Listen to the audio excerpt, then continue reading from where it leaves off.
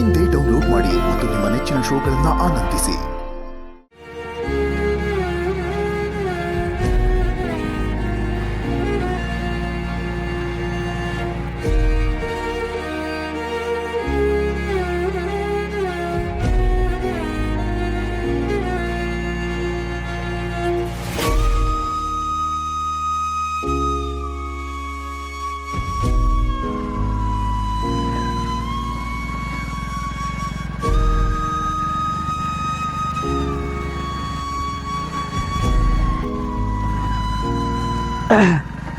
Madam, ನಿಮ್ಮನ್ನ ಮನೆಗೆ ಬಿಡ್ಲಾ ಅಥವಾ ಯಜಮಾನ್ರ ಮನೆಗೆ ಬರ್ತೀರಾ?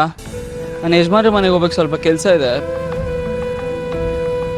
ನಾನು ಮನೆಗೆ ಹೋಗ್ತೀನಿ. ಹಾಗೇನೆ ನೀನು ಎಲ್ಲಿಗೆ ಹೋಗ್ಬೇಕಂದ್ರೂ ನನಗೆ ಹೇಳಿ ಹೋಗ್ಬೇಕಂತ ಏನಿಲ್ಲ.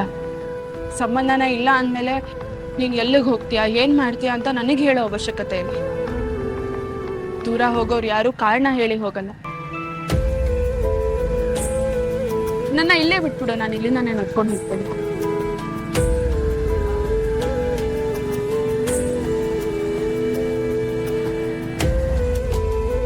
ಇಲ್ಲೇ ಸೈಡಲ್ಲಿ ಹಾಕು, ನಾನು ಇಲ್ಲಿಂದಾನೇ ಹೋಗ್ತೀನಿ.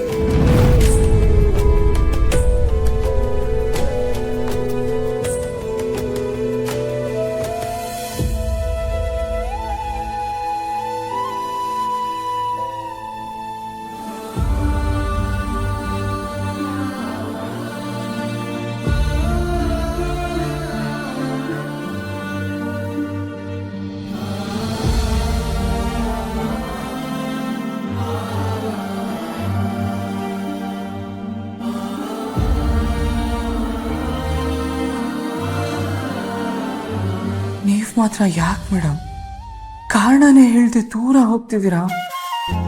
ಕಾರಣ ಇದೆ. ಆ ಕಾರಣ ಏನು ಅಂತ ನಿನಗೂ ಗೊತ್ತು, ನನಗೂ ಗೊತ್ತು. ಪ್ರೀತಿ ಇಲ್ಲದೆ ಯಾವ ಸಂಬಂಧನೂ ನಿಲ್ಲಲ್ಲ. ಬುನಾದಿನೇ ಇಲ್ಲದೆ ಅರಮನೆ ಕಟ್ಟಿದ್ರು ಅದು ಮಣ್ಪಾಲಾಗ್ಬಿಡುತ್ತೆ.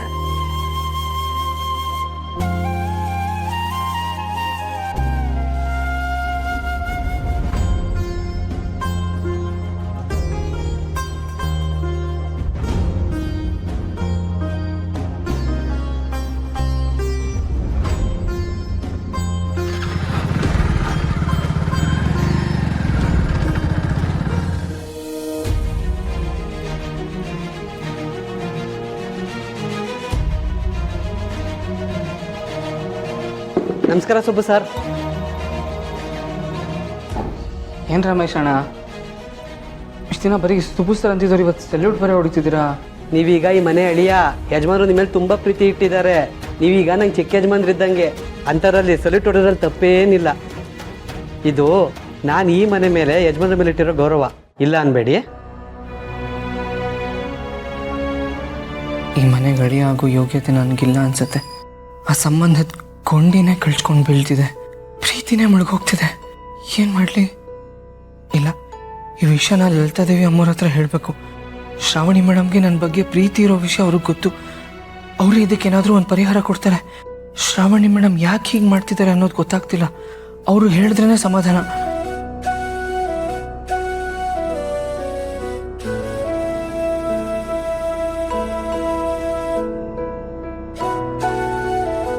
ಸುಬ್ಬು, ನೀನೊಬ್ಬನೇ ಬಂದ್ಯಾ?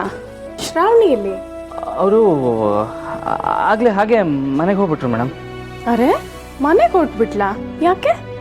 ಅದು ಮನೇಲಿ ಏನೋ ಒಂದು ಕೆಲಸ ಮಾಡ್ತಿದ್ರು, ಇದಕ್ಕಿದ್ದಾಗೆ ಇಲ್ಲಿ ಬಂದ್ರಲ್ಲ, ಆ ಕೆಲಸ ಅರ್ಧಕ್ಕೆ ನಿಂತೋಗಿತ್ತು, ಅದಕ್ಕೆ ಹಾಗೆ ಹೊರಟ್ಬಿಟ್ರು. ಓ ಹೌದಾ? ದೊಡ್ಡಮ್ಮವ್ರಲ್ಲಿ?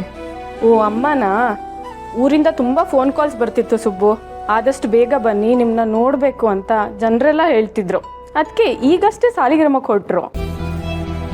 ಏನೋ ದೊಡ್ಡಮ್ಮರು ಸಾಲಿಗ್ರಾಮಕ್ಕೆ ಹೊರಟ್ಬಿಟ್ರಾ?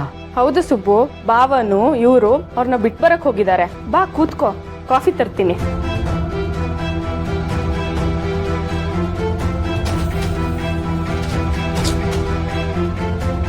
ಅಯ್ಯೋ, ಏನಪ್ಪ ಮಾಡಲಿ ಈಗ?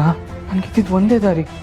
ಇರೋ ವಿಷಯ ಎಲ್ಲ ಲಲಿತಾದೇವಿ ಅಮ್ಮವ್ರ ಹತ್ರ ಹೇಳಬೇಕು ಅಂತ ಬಂದೆ, ಆದರೆ ಈಗ ಅದು ಆಗ್ತಾಯಿಲ್ಲ. ಶ್ರಾವಣಿ ಮೇಡಮ್ ಏನಕ್ಕೆ ಹೀಗಾಡ್ತಾ ಇದ್ದಾರೆ? ನಾನು ಇವಾಗ ಇದನ್ನು ಯಾರ ಹತ್ರ ಹೇಳ್ಕೊಳ್ಳಿ? ಹಾಗಿದ್ರೆ ನನ್ನ ಪ್ರೀತಿ ಗತಿ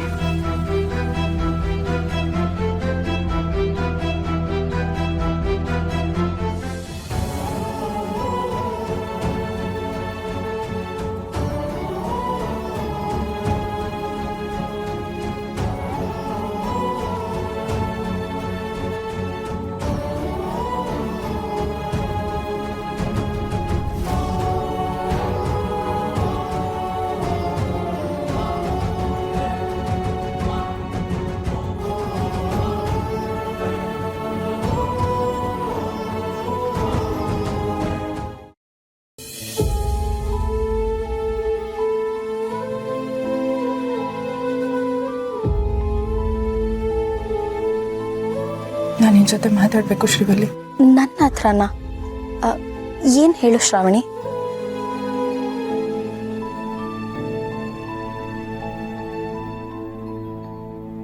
ನನ್ನ ಕ್ಷಮಿಸ್ಬಿಡು ಶ್ರೀವಲ್ಲಿ. ಶ್ರಾವಣಿ, ಏನು ಹೇಳ್ತಿದ್ಯಾ ನೀನು? ನಾನು ನಿನ್ನ ಕ್ಷಮಿಸ್ಬೇಕಾ? ನೀನು ಅಂತ ತಪ್ಪೇನು ಮಾಡಿದ್ಯಾ ಶ್ರಾವಣಿ?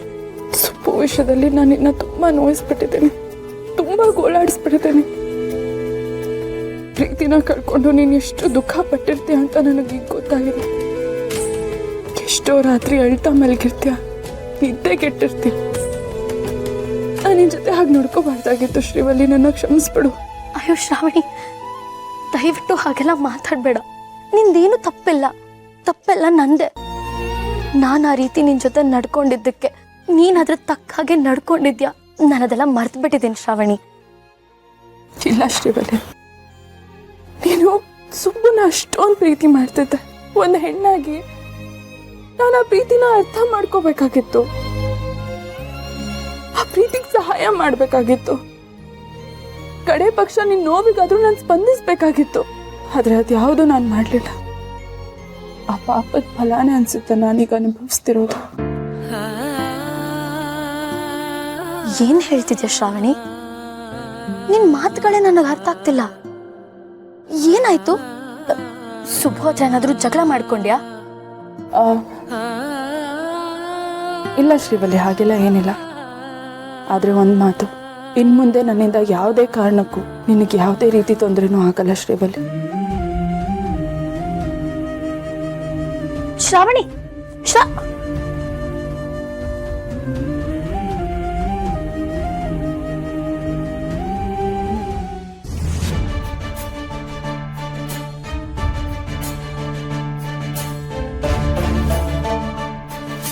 ಈ ರಾಜಕೀಯ ಅನ್ನೋದು ಚಕ್ರವ್ಯೂಹ ಇದ್ದಾಗೆ. ಒಂದು ಸರಿ ಒಳಗೋದ್ರೆ ಜಯಿಸ್ಕೊಂಬರೋದು ತುಂಬ ಕಷ್ಟ. ಈ ಜನಗಳು ಯಾಕೆ ಈ ಥರ ಎಲ್ಲ ಕೇಳ್ತಾರೋ ಏನೋ. ಕೇಳ್ತಾರೆ ಕಣೆ, ಅದು ಅವ್ರ ಹಕ್ಕು. ಯಜಮಾನ್ರನ್ನ ಜನಗಳೇ ತಾನೇ ಮಂತ್ರಿ ಮಾಡಿರೋದು. ಅವರು ಒಂದ್ ಮನೆಗೆ ಸೇರಿದವ್ರು ಮಾತ್ರ ಅಲ್ಲ, ಇಡೀ ರಾಜ್ಯಕ್ಕೆ ಸೇರಿದವ್ರು ಯಜಮಾನ್ರು.